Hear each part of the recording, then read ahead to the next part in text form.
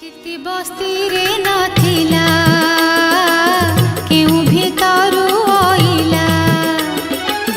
तांकु जे भेटाई देबो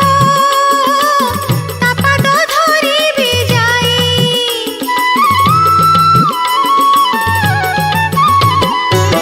नघेने सेवा भक्ति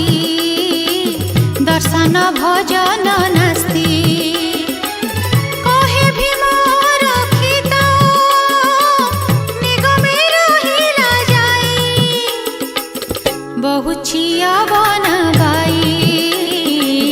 बहु छिया बनबाई देवानी से कहोई बहु छिया बनबाई